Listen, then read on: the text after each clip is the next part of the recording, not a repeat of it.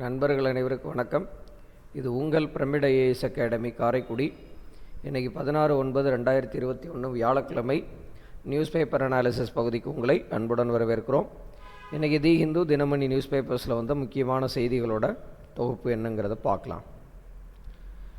முதல்ல நம்ம பார்க்குற news, a government order that heralded the social justice movement 100 years ago. 100 ஆண்டுகளுக்கு முன்பு இன்றைக்கி பின்பற்றிக்கிட்டு இருக்கிற இடஒதுக்கீடு அரசாணை முதல்ல எந்த ஆண்டு வெளியிடப்பட்டது அப்படின்னு பார்த்தீங்கன்னா, இதே நாள் செப்டம்பர் 16, 1921 ஆண்டு நீதி கட்சி ஆட்சியில் இருந்தபோது, ஜஸ்டிஸ் பார்ட்டி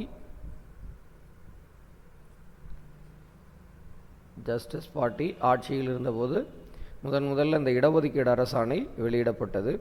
அதில் பார்த்திங்கன்னா நான் பிராமின்ஸ், அதாவது பிராமணர்கள் அல்லாதோர், அதாவது பிற்படுத்தப்பட்ட மற்ற எல்லாருமே அரசு துறைகளில் அவங்களுக்கும் பணி வாய்ப்பு வழங்கப்பட வேண்டும் அப்படிங்கிறதுக்காக இந்த இடஒதுக்கீடு கொள்கை கொண்டு வரப்பட்டது. அதான் இந்த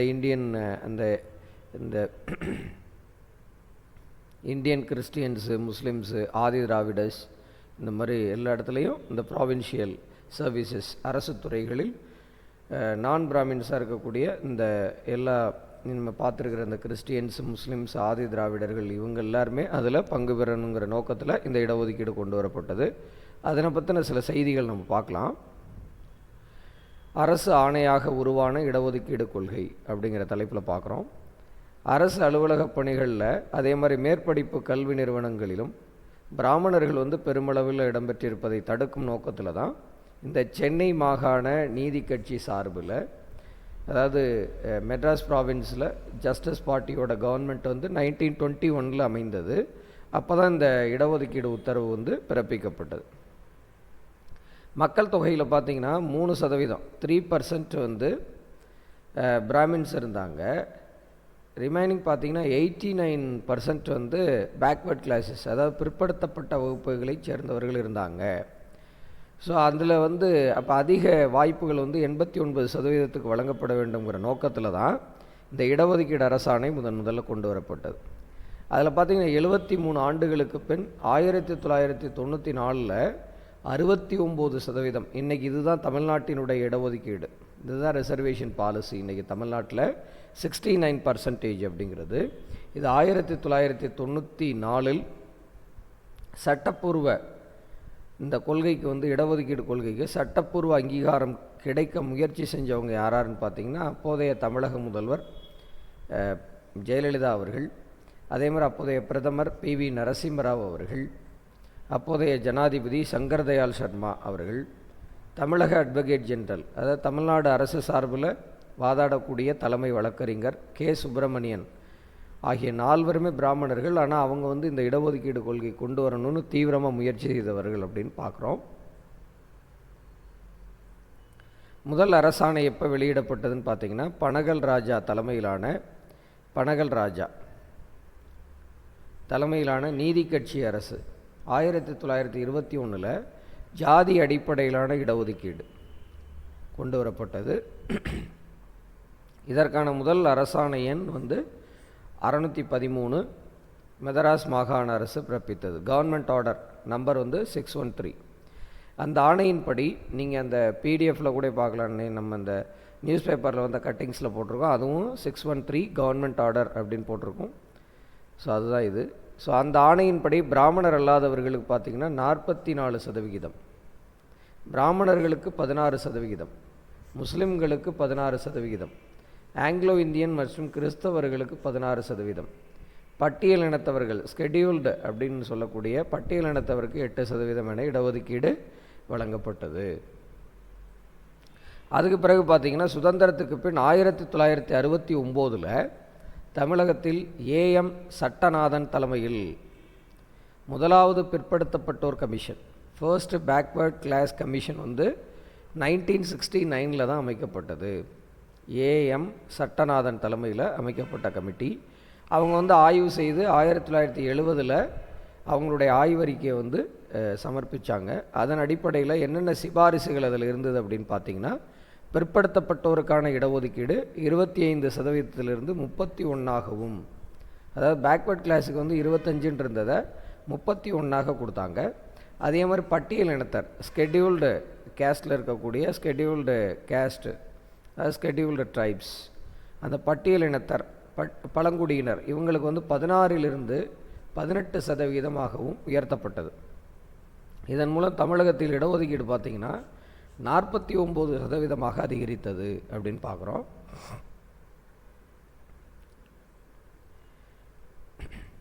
நன்றி.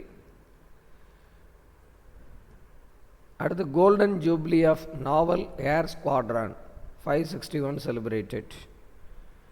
இந்தியன் நாவல் ஏர் ஸ்குவாட்ரான் 561 அப்படிங்கிறது என்னென்னா also known as helicopter training school. Helicopter training school வந்து celebrated its golden jubilee at INS Rajali, அரக்கோணத்தில் இருக்குது. ஸோ அரக்கோணத்தில் இருக்கிற இந்த ஹெலிகாப்டர் ட்ரைனிங் ஸ்கூலு தன்னுடைய இந்த கோல்டன் ஜூப்ளி இயரை வந்து செலிப்ரேட் பண்ணியிருக்காங்க. எங்கன்னு பார்த்தீங்கன்னா ஐஎன்எஸ் ராஜாலி அப்படிங்கிற அந்த விமானப்படைத்தளம், அதாவது ட்ரைனிங் ஸ்கூலு அரக்கோணத்தில் இருக்குது, அங்கே அதை செலிப்ரேட் பண்ணியிருக்காங்க. இதில் பார்த்திங்கன்னா இந்த கோல்டன் ஜூப்ளி செலிப்ரேஷனில் மோட்டார் சைக்கிள் எக்ஸ்பெடிஷன் வச்சுருக்கிறாங்க. இந்த மோட்டார் சைக்கிள் எக்ஸ்பெடிஷன் எங்கேருந்து போயிருக்கு அப்படின்னா ஃப்ரம் ஐஎன்எஸ் கருடா, கொச்சியில் இருக்குது. ஐஎன்எஸ் கருடாங்கிறது கேரளாவில் கொச்சியில் இருக்குது. அங்கேருந்து ஐஎன்எஸ் ராஜாலிங்கிற இங்கே வந்திருக்காங்க அரக்கோணத்துக்கு. இந்த மோட்டார் சைக்கிள் எக்ஸ்பெடிஷன் நடைபெற்றிருக்கிறது. ஸோ இது வந்து பார்த்திங்கன்னா ஒரு மெமோரேட்டிவ் ஃபோலியோ ரிலீஸ், ஒரு இனாக்ரேஷன் அப்படின்னு சொல்லலாம், அந்த செலிப்ரேஷன் அப்படிங்கிறத பார்க்குறோம். நன்றி. அடுத்து prime minister launches Sansad TV. Sansad TV calls it voice of the house. ஆக்சுவலாக அந்த சான்சாத் டிவிங்கிறது எதுக்காகனா ஒரு நியூஸ் சேனலு. இந்த நியூஸ் சேனல் வந்து கம்பைனிங் ஏற்கனவே இருக்கக்கூடிய லோக்சபா டிவின்னு இருக்குது. இது வந்து மக்களவையில் நடைபெறக்கூடிய நிகழ்வுகளை ஒளிபரப்பக்கூடிய ஒரு டிவி தான் லோக்சபா டிவி. அதே மாதிரி ராஜ்யசபாவில் நடக்கக்கூடிய நிகழ்வுகளை வந்து ஒளிபரப்பக்கூடியது ராஜ்யசபா டிவி. இது ரெண்டையும் கம்பைன் பண்ணி தான் இப்போ வந்து நமக்கு வந்து சான்சாத் டிவி அப்படிங்கிற தலைப்பில் நம்ம இந்த சேனலை வந்து நியூவாக லான்ச் பண்ணியிருக்காங்க. இது வந்து நியூ வாய்ஸ் ஆஃப் பார்லிமெண்ட். இது ஒரு single channel for parliament had become a reality after careful consideration of the recommendation of the committee set up November 2019. 2019 setup, அதாவது அமைக்கப்பட்ட கமிட்டியினுடைய பரிந்துரையின்படி இந்த டிவி வந்து இப்போ வந்து உருவாக்கப்பட்டிருக்கு. இந்த லோக்சபா டிவியையும் ராஜ்யசபா டிவியையும் கம்பைன் பண்ணி சான்சாத் டிவி அப்படின்னு ஒரு நியூ வாய்ஸ் ஆஃப் பார்லிமெண்ட்டாக உருவாக்கியிருக்காங்க. இப்போ பார்லிமெண்ட்டோட நடவடிக்கைகள் எல்லாமே இந்த டிவி, இந்த சேனல் மூலியம் ஒளிபரப்பப்படும். லோக்சபா டிவிங்கிறது விச் வாஸ் த ஒரு brain child of former speaker Somnath Chatterjee. இவங்க ஒரு நினைவில் உதித்தது தான் இந்த பார்லிமெண்ட்டோட நிகழ்வுகளை ஒளிபரப்பணும், மக்களுக்கு தெரியப்படுத்தணுங்கிறது. ஸோ அதன் அடிப்படையில் தான் இந்த டிவி வந்து ஒரு 15 ஆண்டுகளாக செயல்பட்டுக்கிட்டு இருக்குது. அதே மாதிரி ராஜ்யசபா டிவிங்கிறது ஒரு 10 இயர்ஸாக செயல்பட்டுருக்கு. அதுதான் இன்றைக்கி சான்சாத் டிவின்னு இப்போ கம்பைன் பண்ணியிருக்கோம் அப்படின்னு சொல்கிறாங்க. நன்றி. அடுத்து cabinet clears protection linked incentive அப்படின்னு சொல்கிற ஸ்கீம் ஏற்கனவே பார்த்தோம். டெக்ஸ்டைல் இண்டஸ்ட்ரியில் இந்த ஸ்கீம் இம்ப்ளிமெண்ட் பண்ணாங்கன்னு பார்த்தோம். இப்போ ஆட்டோமொபைல் செக்டாரில் வந்து இதை இம்ப்ளிமெண்ட் பண்ணுறாங்க. ஆட்டோ செக்டார்ஸில் implement to spur green hitech. ஆக்சுவலாக இதுக்காக மத்திய அமைச்சரவை வந்து ஒப்புதல் அளித்திருக்கிறாங்க. 26,058 கோடி வந்து இந்த பிஎல்ஐ ஸ்கீமில் வந்து இன்வெஸ்ட் பண்ணுறாங்க. எதுக்குன்னு பார்த்தீங்கன்னா மேனுஃபேக்சர் ஆஃப் அட்வான்ஸ்டு டெக்னாலஜி, அதாவது க்ரீன் வெஹிக்கிள் அப்படிங்கிற, அதாவது பொல்யூஷன் ஏற்படுத்தக்கூடிய வெஹிக்கிள் இல்லாமல் பேட்ரி வெஹிக்கிள்ஸ், பேட்ரி ஆட்டோமொபைல், அதே மாதிரி ஹைட்ரஜன் ஃபியூவலில் இருக்கக்கூடிய ஆட்டோமொபைல்ஸை ப்ரொடக்ஷன் அதிகப்படுத்தக்கூடிய கம்பெனிக்கு இன்சென்டிவ்ஸ் அண்ட் இன்வெஸ்ட்மெண்ட்டு பாலிசியாக இதை 26,058 கோடி வந்து ஒரு ப்ரொடக்ஷன் லிங்க்டு இன்சென்டிவ், அதாவது உற்பத்திக்கான ஊக்கத்தொகை திட்டத்தின் வாயிலாக இதை வந்து செயல்படுத்தப்பட இருக்குது. இது வந்து ஒரு ஹெரால்ட் நியூ ஏஜ், ஒரு புதிய அத்தியாயத்தின் ஒரு புதிய பரிணாமத்தினுடைய அத்தியாயமாக பார்க்கலாம். ஹையர் டெக்னாலஜி, மோர் எஃபிஷியன்ட்டு, அதே மாதிரி க்ரீன் ஆட்டோமேட்டிவ்ங்கிறதே வந்து இந்த எலக்ட்ரானிக் வெஹிக்கிள், அதாவது பேட்ரி வெஹிக்கிள், அப்புறம் ஹைட்ரஜன் ஃபியூவல் வெஹிக்கிள்ஸு, இதுதான் க்ரீன் ஆட்டோமேட்டிவ் மேனுஃபேக்சரிங். அதை ஊக்குவிக்கும் வகையில் இந்த திட்டம் இருக்குது. இதில் பார்த்திங்கன்னா சேல்ஸ் வேல்யூ லிங்க்டு ஸ்கீம் அப்படின்னு பார்த்திங்கன்னா இன்சென்டிவ் அப்ளிகபிள் யாருக்குன்னு பார்த்திங்கன்னா battery electric vehicles, hydrogen fuel cell vehicles, இல்லை ஒரு component champion incentive is advanced automotive technology components அப்படின்னு பார்க்குறோம். இதெல்லாம் நம்ம சொன்னது தான். ஸோ இதனால தான் இதுக்கான இதான் ஏற்கனவே ஏற்கனவே டெக்ஸ்டைல் செக்டாரில் வந்து இதை இம்ப்ளிமெண்ட் பண்ணியிருக்காங்க, ஜவுளித்துறையில். இப்போ அடுத்து வாகன உற்பத்தி துறையில் இதனுடைய ஊக்கத்தொகை திட்டத்தை வந்து அறிமுகப்படுத்தியிருக்காங்க அப்படிங்கிறத பார்க்குறோம். நன்றி. அடுத்து US, UK, Australia form new partnership. ஆக்சுவலாக குவாட் லீடர்ஸ் அப்படின்னு சொல்கிறதுல வாஷிங்டன் டிசியில் நடைபெற்ற ஒரு கூட்டம். அதில் பைடனோட அட்மினிஸ்ட்ரேஷன் ஆன் வெட்னஸ்டே பார்த்திங்கன்னா ஒரு அனௌன்ஸ்ட் நியூ ட்ரைலேட்ரல், ஒரு புதிய முக்கூட்டு நடவடிக்கை அப்படின்னு சொல்லலாம். ட்ரைலேட்ரல் செக்யூரிட்டி பார்ட்னர்ஷிப், அதாவது முக்கூட்டு பாதுகாப்பு நடவடிக்கைன்னு சொல்லலாம். எங்கே அப்படின்னு பார்த்தீங்கன்னா இண்டோ பசிபிக் ரீஜியனில் பிட்வீன் ஆஸ்திரேலியா, UK, US, இது எல்லாத்தையும் தான் ஆஸ்திரேலியா, UK, US, AUKUS அப்படின்னு இருக்கும். ஸோ இது எதோட அசோசியேட் ஆகுதுன்னு கூட கேட்பாங்க. ஷார்ட்டாக அந்த அக்ரோனிமை கொடுத்துட்டு கூட நமக்கு இது எதோட தொடர்புடையதுன்னு கேட்கலாம். நான் அந்த மாதிரி தான் கொஷினும் போட்டிருக்கேன். ஸோ இது பார்த்திங்கன்னா நமக்கு வந்து ஒரு நியூக்ளியர் பவர்டு, ஆஸ்திரேலியா வந்து ஏற்றுக்கொள்ளப்பட்டது. என்ன அப்படின்னா எக்வயர் நியூக்ளியர் பவர்டு சப்மரைன்ஸ், அதாவது கடல்சார் பாதுகாப்பு ஒத்துழைப்பில் இந்த 3 நாடுகளும் பங்கேற்பதாக இந்த கூட்டம் வந்து நடைபெற்றிருக்கு.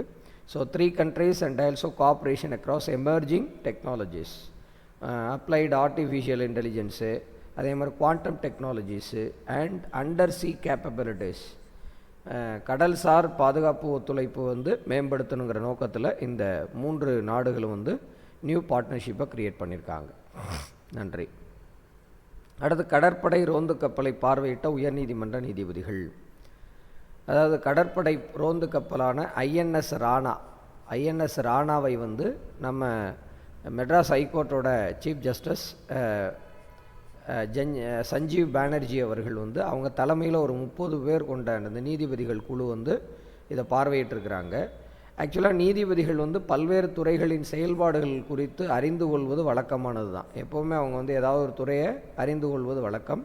அதன் ஒரு பகுதி தான் இந்த இந்திய கடற்படையினுடைய செயல்பாடுகள் குறித்து அறிந்து கொள்வதற்கு சென்னை உயர்நீதிமன்ற தலைமை நீதிபதி தலைமையிலான 30 நீதிபதிகள் வந்து இன்றைக்கி இந்த கடற்படை ரோந்து கப்பலான ஐஎன்எஸ் ராணாவை பார்வையிட்டிருக்கிறாங்க அப்படிங்கிற செய்தியை பார்க்குறோம். கேள்விகள் எப்படி வரலான்னா, சமீபத்தில் இந்த நீதிபதிகள் வந்து பார்வையிட்ட துறை எதுன்னு கேட்கலாம், இல்லை எந்த கப்பலை பார்வையிட்டாங்கன்னு பார்க்கலாம். ஸோ அந்த மாதிரி கேள்விகள் வரலாம், அதுக்காக தான் இது. நன்றி. அடுத்து பாராலிம்பிக்கில் வெள்ளிப்பதக்கம் வென்ற மாரியப்பனுக்கு மை ஸ்டாம்ப் வெளியீடு. ஆக்சுவலாக நமக்கு எல்லாருக்குமே தெரியும், டோக்கியோ ஜப்பான் தலைநகர் டோக்கியோவில் நடைபெற்ற பாரா ஒலிம்பிக்கில் ஹை ஜம்பில், அதாவது உயரம் தாண்டுதலில் மாற்றுத்திறனாளியான மாரியப்பன் வந்து வெள்ளிப்பதக்கம் வென்று வந்தாங்க. ஸோ அவங்க வந்து தமிழ்நாட்டுக்கு பெருமை சேர்த்தாங்க. அவங்களுக்கு பெருமை சேர்க்கும் விதமாக மேலும் பெருமை சேர்க்கும் விதமாக மை ஸ்டாம்ப் திட்டத்தின் கீழ் வந்து அஞ்சல் தலை வந்து வெளியிட்டிருக்கிறாங்க. இது போஸ்டல் டிபார்ட்மெண்ட் அவங்கள கௌரவப்படுத்தியிருக்குது. மாரியப்பனோட சேலம் மாவட்டம் ஓமலூர் அருகே இருக்கிற பெரிய வடுகம்பட்டி தான் அவருடைய சொந்த ஊர், மாரியப்பனோட சொந்த ஊர். அங்கே போய் அவங்க மாரியப்பனுக்கு அந்த சிறப்பை செஞ்சுருக்கிறாங்க. உயரம் தாண்டுதலில் வெள்ளிப்பதக்கம் இந்த வாட்டி வென்றிருக்கிறாரு. கடந்த ஆண்டு 2014 நடைபெற்ற ரியோ பேரா ஒலிம்பிக்கில் பார்த்திங்கன்னா ரியோ டி ஜெனீரோவில் நடைபெற்றது. அந்த ரியோ ஒலிம்பிக்கில் அவர் வந்து 1.89 மீட்டர்ஸ் உயரம் தாண்டி அப்போது தங்கம் வென்ற மாரியப்பன் இப்போ நிகழாண்டில் பார்த்திங்கன்னா 1.86 மீட்டர் தாண்டி வெள்ளிப்பதக்கம் வென்றார். அவர் சொல்லியிருக்கார், மழை காரணமாக என்னால் வந்து இந்த வாட்டி தங்கப்பதக்கம் வெல்ல முடியல, இந்த வாட்டி வெள்ளிப்பதக்கம், அடுத்த ஒலிம்பிக்கில் கண்டிப்பாக தங்கம் வெல்வேன் அப்படிங்கிற இது கோரிக்கையை வச்சுருக்கிறாரு. அதே மாதிரி இளைஞர்கள் வந்து தன்னுடைய முயற்சிகள் எப்போதுமே விடாமல் அதில் தொடர்ந்து முயற்சி செய்தால் வெற்றி நிச்சயம் அப்படிங்கிற கருத்தையும் இதில் சொல்லியிருக்காங்க. நன்றி. இன்றைக்கி பார்த்த செய்தியோட சாம்பிள் கொஷின்ஸ் பார்க்கலாம். When was the first reservation government order issued இன் தமிழ்நாடுன்னு பார்த்தீங்கன்னா செப்டம்பர் 16 1921. அப்போதைய கவர்மெண்ட் வந்து பார்த்திங்கன்னா ஜஸ்டிஸ் பார்ட்டி கவர்மெண்ட், பனகல் ராஜா பனகல் ராஜா தலைமையிலான அரசு இதை வெளியிட்டாங்க அப்படின்னு பார்த்தோம்.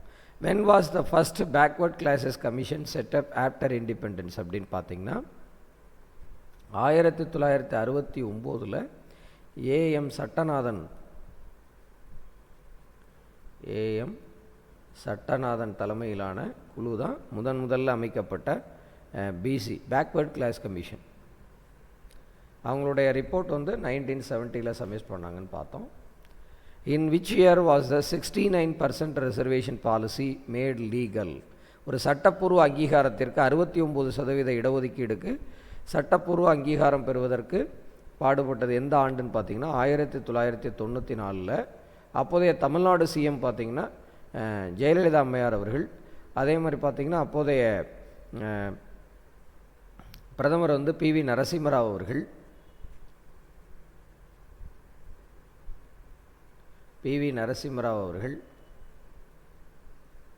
பிவிஎன் ராவ்.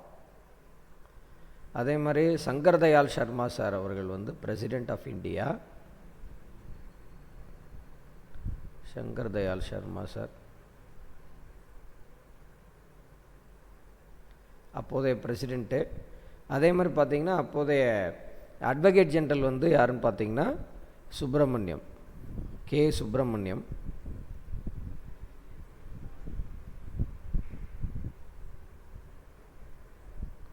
இவங்க தான் அந்த 94 இந்த 69% இடஒதுக்கீடு வந்து ஒரு சட்டப்பூர்வ அங்கீகாரம் கிடைக்க ஒத்துழைப்பு செய்த அரசு. Where was the golden jubilee naval air squadron 561 celebrated ரீசென்ட்லின்னு பார்த்தீங்கன்னா ஐஎன்எஸ் ராஜாலி அரக்கோணம். ஒரு மோட்டார் வெஹிக்கிள் எக்ஸ்பெடிஷன் வேறு நடந்ததுன்னு சொன்னோம். எங்கே இருந்துன்னா ஐஎன்எஸ்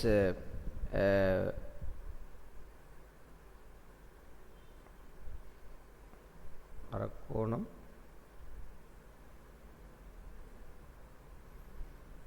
கொச்சியிலேருந்து அரக்கோணம் வரைக்கும் நமக்கு இந்த நடந்தது அப்படின்னு பார்த்தோம். ஐஎன்எஸ் கருடா கொச்சியில் ஐஎன்எஸ் கருடா, அங்கேருந்து இங்கே ஐஎன்எஸ் ராஜாலி அரக்கோணம் வரைக்கும் அந்த மோட்டார் சைக்கிள் எக்ஸ்பெடிஷன் நடந்தது அப்படின்னு பார்த்தோம். நன்றி. Which television station was newly started to broadcast parliamentary events அப்படின்னு பார்த்தோம்னா சான்சாத்துங்கிற டிவி. இது விச் இஸ் கம்பைன்டு பார்த்திங்கன்னா Lok Sabha TV and Rajya Sabha TV. Which sector has introduced production linked incentive scheme next to textile sector அப்படின்னு பார்த்தோம்னா ஆட்டோமொபைல்,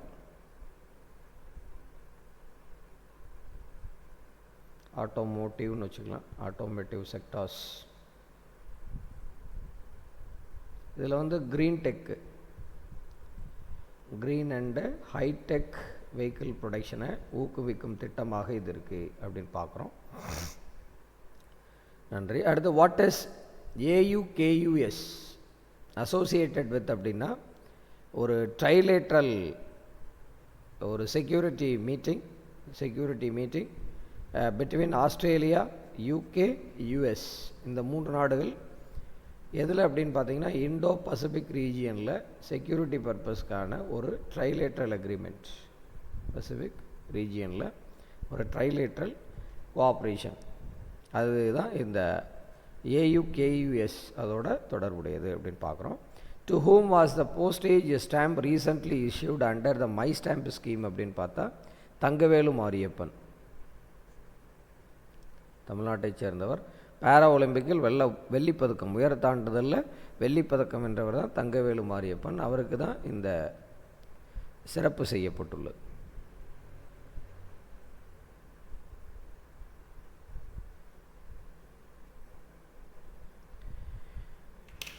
நன்றி. இன்றைக்கி பார்த்த செய்திகள் அது தொடர்பான கேள்விகள் அனைத்தும் உங்களுக்கு பயனுள்ளதாக அமையும் நம்புகிறோம். இந்த வீடியோ உங்களுக்கு பிடிச்சிருந்தால் லைக் பண்ணுங்கள், ஷேர் பண்ணுங்கள், கமெண்ட்டை பாஸ் பண்ணுங்கள்.